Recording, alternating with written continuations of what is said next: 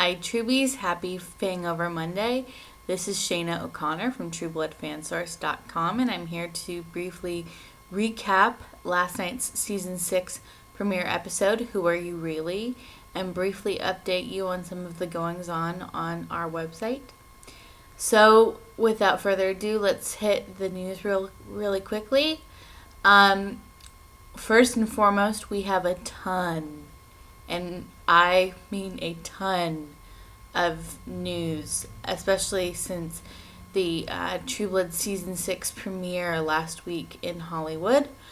We have videos and photos and interviews galore on our website, so if you haven't checked it out already, go over to TrueBloodFansource.com to see all of the stuff that we've posted. We have so much, in fact, that it reminds me why I want to continue actually doing these video recaps, because I have so much more to write that the thought of trying to write one more thing is daunting, because the list in my head is very long of articles I need to write. So you can go check that out. The second thing is, of course, Kristen Bauer Van Stratton's Out for Africa auction. She is auctioning off her original painting of Alexander Skarsgård that she completed this year for Out for Africa. She painted Alex once in 2010 for the Amanda Foundation and auctioned that original portrait off for them, but this time the proceeds go to benefit her documentary, which centers on ivory poaching in Kenya specifically. And so she is auctioning that off. The auction started on Saturday. The current bidding is up to $1,075 last time I checked. There's a reserve on it, so there's still tons of bidding to go. But if you haven't yet supported Kristen's Out for Africa project, or you are really interested in the painting, go on over and look at all of the details. This is her original work. She's a trained artist, in addition to being a wonderful actress. And she put in a lot of time, and it's a beautiful painting. And if I had the money, I would so go buy it. But unfortunately, I have to pay for things like Comic-Con and Dragon Con still. So I can't, but maybe someone out there likes Alex enough and Kristen enough to go buy it.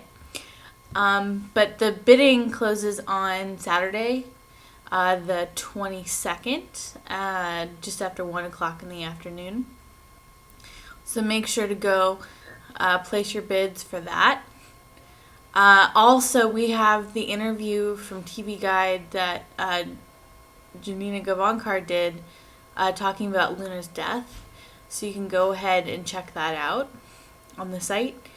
And I just finished, speaking of interviews, talking with one of the ladies who was in the threesome scene last night on screen. So I will be transcribing that interview tonight, hopefully.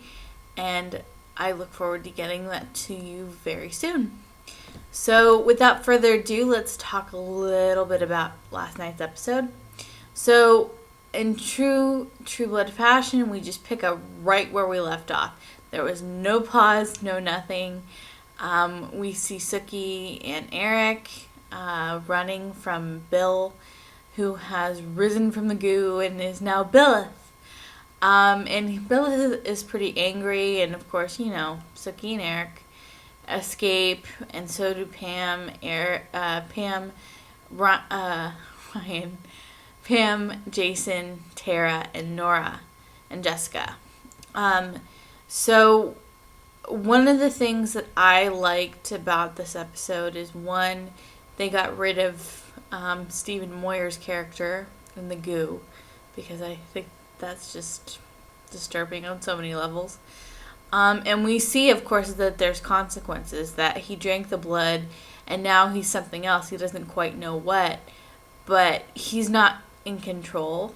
So that's kind of dangerous in itself. He's not in control of what his powers are, and he doesn't even know what they all are, as we saw with the True Blood glass that Jessica dropped and Bill ended up saving with his powers.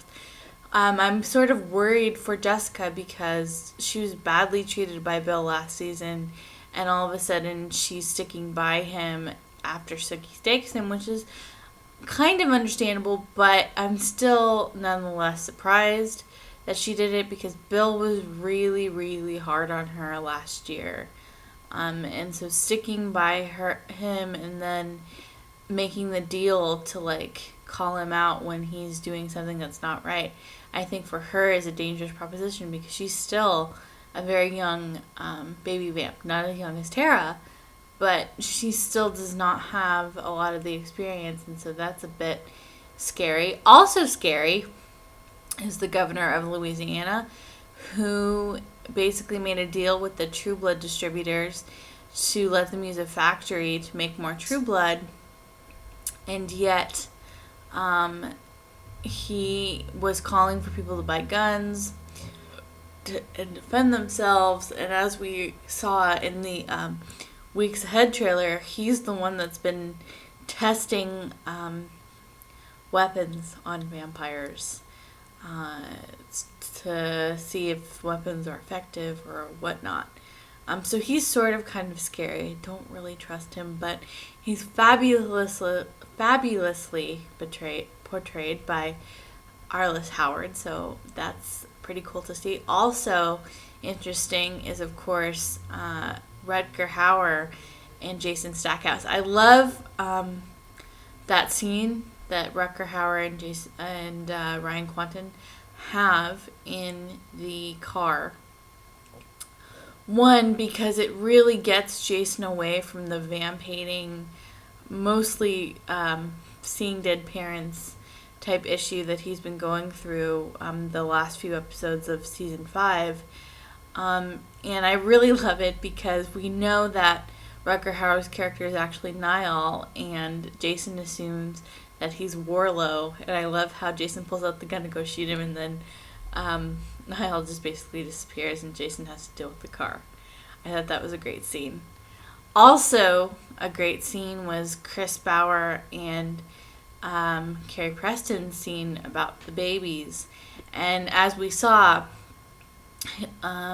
Andy's half-fairy babies are growing up very quickly, but I thought it was a great idea to have this scene where Arlene is really talking frankly to Andy about being a parent, and, you know, that you love your kids a lot and you cherish the time that you spend with them, but sometimes you just want to, like, not be around them. So I thought that that was a beautifully played scene.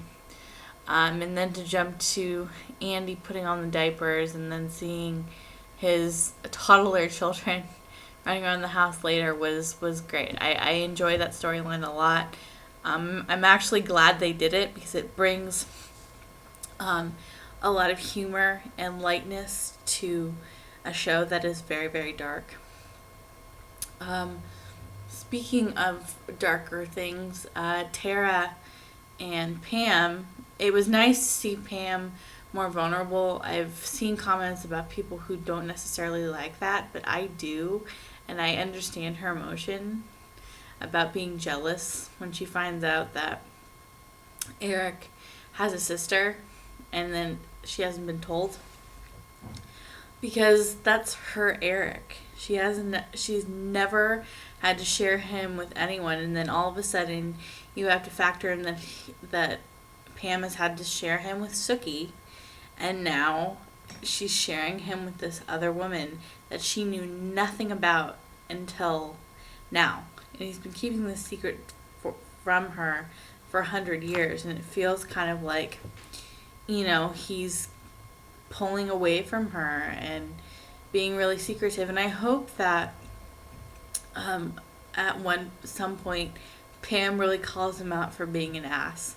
Because I know Tara mentioned it, but he is being an ass, and I know that that's Eric's, that can be Eric's nature. He can do something really sweet, but then he'll go turn around and be an ass. But I hope that there's a scene somewhere this season where Pam and Eric really have a heart to heart, because I enjoyed seeing Pam vulnerable, and I enjoyed Tara actually taking the reins of their relationship a little bit and kind of saying, you don't have to compete with everybody for his affection. And I like seeing Pam just cry because she's mad, because I've been there. I've been so frustrated that I want to cry. So, it's relatable, and it was enjoyable. And I also like the fact that Pam sort of called Tara out the second that she was sort of being too Miss Know-It-All, because Tara still has a very human way of looking at things, and I appreciated the fact that Pam is reminding her, like, this is not, this epic love story, but Pam doesn't know.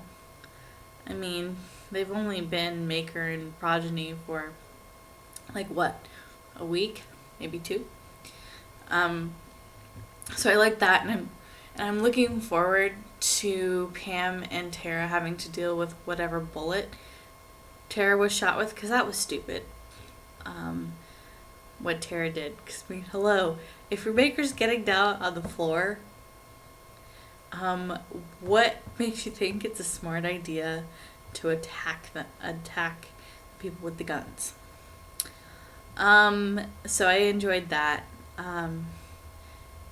And another thing that I enjoyed was, Sookie. I enjoyed Sookie and Eric with the house, and how Sookie gently kind of pushed him out.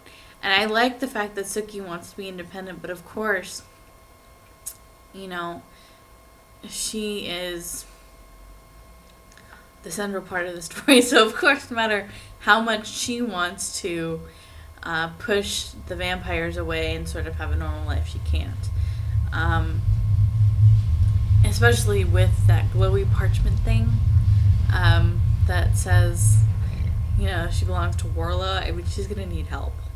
And Jason isn't going to quite cut it. Sam and Emma I enjoyed a lot. I felt really, really bad when Luna died, but of course we all had this inkling that she was going to die, and we were actually surprised that she survived into season 6, but apparently she was supposed to die at the end of season 5, but the death ended up being cut, so that's why she lasted until season 6. But I don't think that she's going to be the death that Brian Buckner, the new showrunner, has been talking about in Rolling Stone. So I don't know if I should book a therapist, if I should stock up on tissues, if I should start rocking in a corner. I don't know. And I don't know who it's gonna be, really. I mean, I don't know. Alcide and his pack, I don't quite understand why they have to do the whole flesh eating thing again. They already did it last season, so why do we have to go back to that well again? It's just really disgusting for me. I enjoyed seeing Alcide becoming Packmaster, though I really didn't quite get why they had to have a threesome. It's not that I don't appreciate the performances that were given, but it felt like that part of the script was like, oh, we need a sex scene, and so that was what they found. It was sort of kind of like when Eric and Nora have sex in the Authority. I saw no reason for it. I mean, I appreciate Alexander Skarsgård naked as much as the next girl, but I still, I don't see the need for it in certain cases. And I can't wait to see the conflict between Sam and Martha and all of the wolves as they try to deal with the Emma situation. But I really hope that Sam has more scenes with Emma, because I think that kid, first of all, is ridiculously cute. And I think that it would be a real change for Sam to all of a sudden have to be responsible for a child. I think it would add another kind of a layer, especially in this climate. Um, so I am really looking forward to that. Let's see. What else? I think that's it. And with Bill and the whole staking thing, that's also very interesting. He's, I think, obviously going to have to play a bigger part in, getting rid of the mayor and dealing with the whole vampires versus humans. I kind of wish that was like all he really had to do, because I'm kind of nervous about the whole Lilith thing, because in the Weeks Ahead trailer, which you can see on our site, Lilith tells Bill, "I need you to finish the work I started," which is never good. Never good. But such is True Blood. And overall, I really enjoyed the season premiere. It took me the second time after I finished live tweeting, and I watched it by myself. Just me and my iPad, which, by the way, I'm really disappointed that there were no extra features. I was like, oh, but I enjoyed all those behind the scenes and whatever else they had, the interviews. I was like, oh, sad. Maybe they'll bring it on for future episodes. I hope so.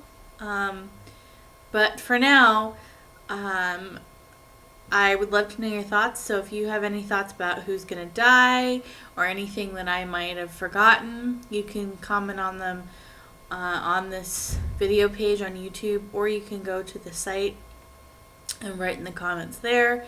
I appreciate all of you reading True Blood Fan Source, watching these and all of this stuff, and I will see you again next week. Bye, guys.